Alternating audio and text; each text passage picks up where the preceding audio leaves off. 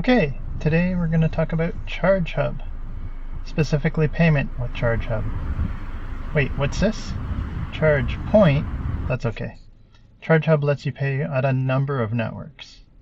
So we're just going to take a look at this one in town of Whitby.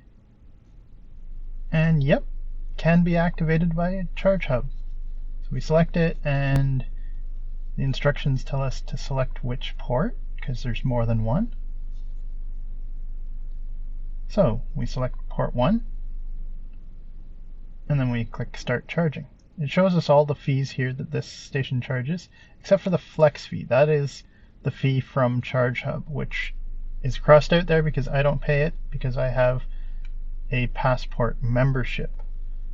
So no Passport fees. Come back and it says we owe $9.04. And in the app, yep, $9.04.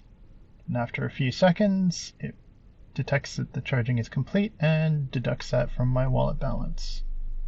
And that's it.